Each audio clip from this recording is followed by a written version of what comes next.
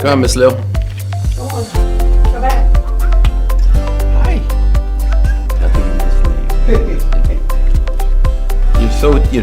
She's transactional. Yeah. Just, you have food or no? Anytime. Happy Friday, Baylor College of Medicine and friends of Baylor. Well, there's a couple of interesting things I want to talk about today, even though the news has been weird from Washington. We'll talk about Tylenol and circumcision autism maybe next time. I just couldn't bring myself to do it this week. And in particular, because last week I left everybody wondering about the mPox thing, because I pointed out last week that mPox is on the rise in the Texas wastewater. And there's a reason for it, and I thought I'd spend some time talking about that, and then I want to review a couple other little papers. So remember, mPox, monkeypox, is a pretty bad blistering disease. It can be on the back, the hands, the face. It's very disfiguring. It's caused by an orthopox virus called monkeypox virus, and these days we're referring it to as mPox. It spreads mainly through close contact between individuals. And it can it makes people pretty sick. They can get fever, big rash, and large nodes. Depending on the type of monkeypox, there's a high mortality. In endemic regions of Africa, this occurs mostly because they're infected animals that infect kids.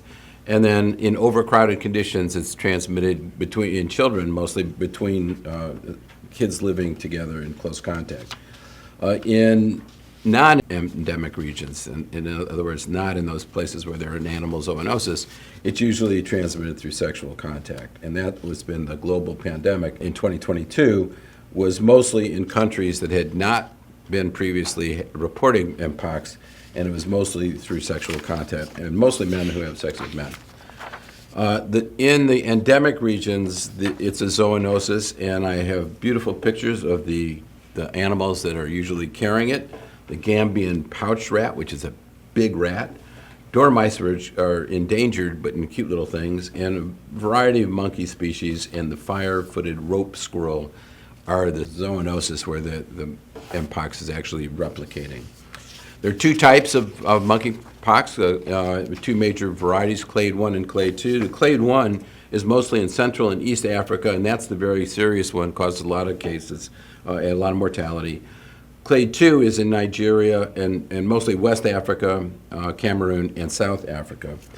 Both spread the same way, but there have been a lot of cases. So since 2022, there have been over 45,000 cases of clade 1, the very serious one, in Central Africa, predominantly in the DRC.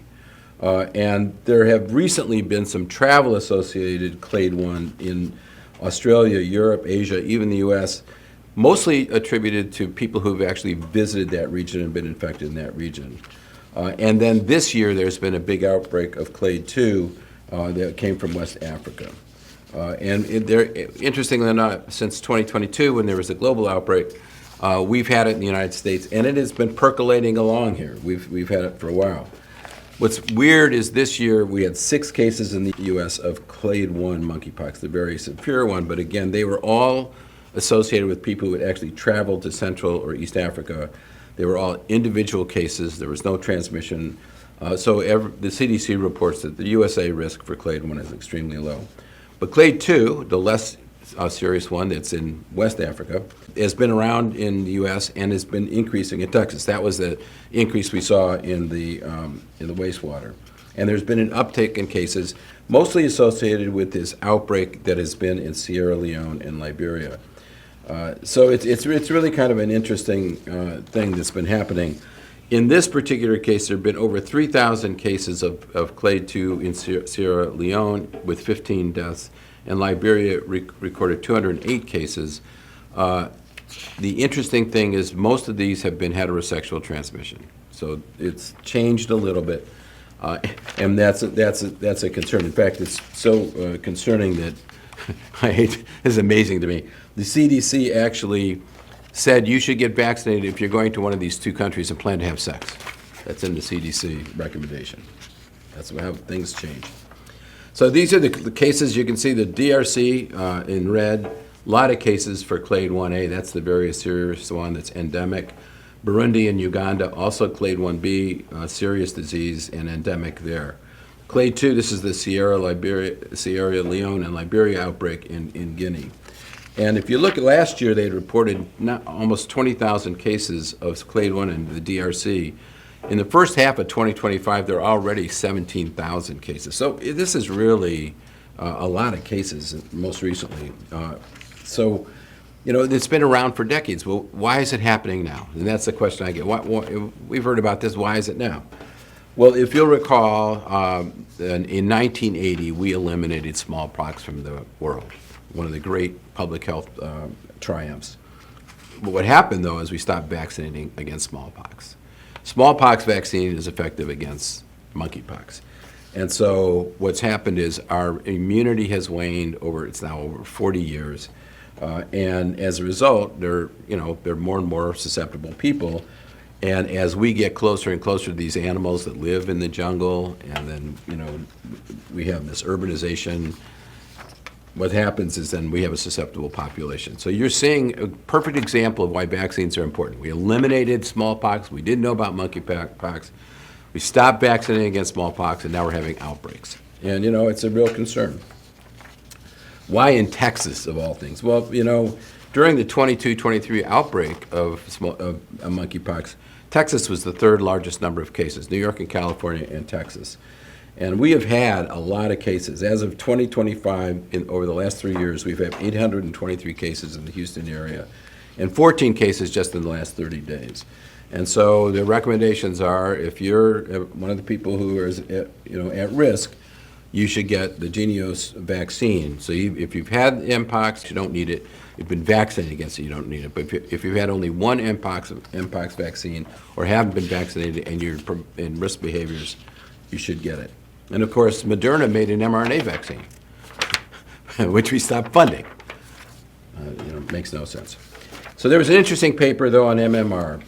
This is interesting because it points out some of the problems we're having with the reporting. So it was in the Annals of Internal Medicine, and it was looking at the number of cases, a huge number of measles cases, 760 in West Texas with 2 young children in Texas who died, 93% unvaccinated. So what this report was saying is right now the reporting is by county level, so they'll say, 85% of the county or 93% of the county is vaccinated.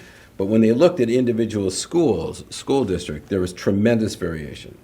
So in some of the charter school districts, it's amazing. The vaccine rate for MMR is as low as 45%.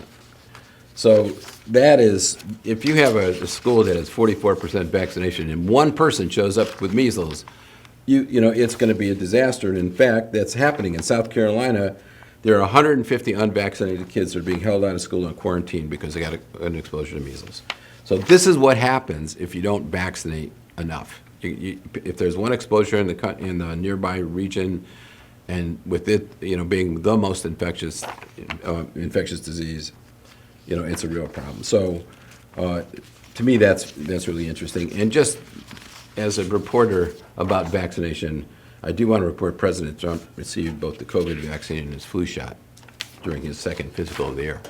So the president's getting vaccinated. You should get vaccinated. I want to spend some time on one really, really interesting paper that came out 2 weeks ago on using AI to understand the population risk for disease. And it really is an interesting study because it's the first evidence that an AI program can be used to actually help public health officials predict the amount of disease. Because if you're a public health official, you're trying to figure out if we have this amount of cancer, that amount of cardiovascular disease, we should devote resources to those diseases. So this was a study done in Europe. And they used a ChatGPT, a generative pre-trained transformer model, so a ChatGPT model, to look at a number of health records, so 500,000 UK biobank participants, and they trained the model on those 400,000 or 500,000 UK participants, and then wanted to look to see if it could predict what was going on in 2 million Danish individuals. So, and how did they do the training? Well, we have a sort of a language in medicine that is basically the International Classification of Diseases. It's called ICD-10 coding. When we see a patient, we'll code the disease in one of these categories. It helps for how we describe the patient. It also helps how we bill people. And the interesting thing is that each of the individual specialties, like the cancer world, the cardiovascular world, lung disease, we all have these specialties that have been following databases for 20, 30 years and are using these to predict whether or not there's going to be increase in disease burden or not.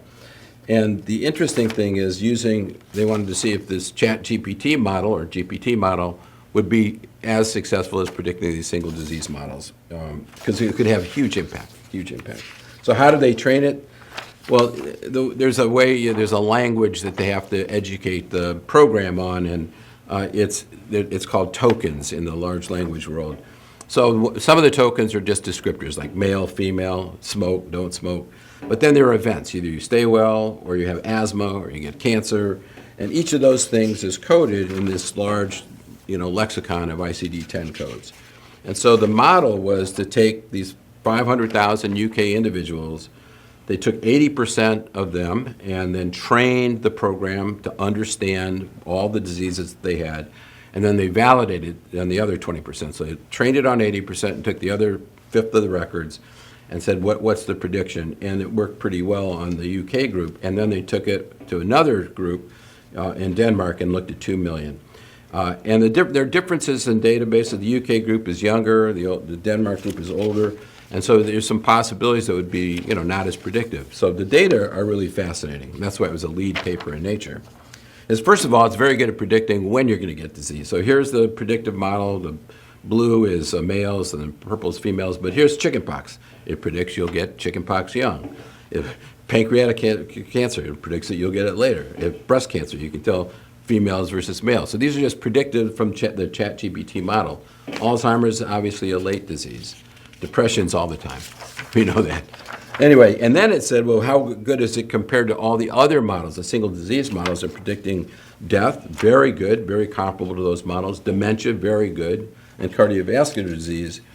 And then it said, well, if we actually look at it, how does it compare to the observed rate? So it predicts these rates. Does it actually, is it observed to be the same? And here's this line of convergence showing that they are very good at predicting outcomes. And they are also very good at predicting outcomes for smoking, alcohol, and BMI. So the conclusions are, it's really amazingly, they take this model and they apply it to all these records, and after just a very brief time, they can predict disease outcomes and the disease burden for a country. So imagine a public health department sitting there, let's look at all of our records, what's going to be the disease burden in cancer or depression or cardiovascular disease, so you can target resources to that. It really is a remarkable use of AI, one of the best uses early on. And it was very effective. Anyway, I thought it'd be interesting. There'll be more and more stuff on AI coming up, but I thought that was one of the really important papers that came out in Nature just 2 weeks ago. I want to end today with a bunch of shout-outs. First of all, congratulations to Graham Irwin, Dr. Graham Irwin, Assistant Professor of Molecular and Human Genetics, who was awarded the NIH Director's New Innovator Award. This is a highly competitive award that supports early career scientists pursuing bold, high-risk research, and he received $2.4 million to develop a class of small molecules that can do gene editing, and correct mutations. Really great work. Also, congratulations to Dr. Craig Rusin, Associate Professor of Medicine and Pediatrics and Cardiology, on his appointment as the new Chief Research Information Officer at Baylor. In this role, Dr. Rusin provides leadership and strategy for our research IT systems. So we're trying to take data sets and sort of do what ChatGPT just did. He'll be responsible for that. And then Baylor has teams that participate in this year's walk into Alzheimer's on November 8th. And there's still time to register. Lisa Folliter, the Senior Associate Administrator for Molecular and Human Genetics, is leading Baylor's involvement, and thanks to everyone who's supporting the walk, which will take place in Helix Park next door. And then, of course, Monday is Diwali, the Festival of Lights, which celebrates the triumph of light over darkness, good over evil, knowledge over ignorance, something we all need right now. So, happy Diwali. Think about knowledge over ignorance, and I can't wait to see you next week.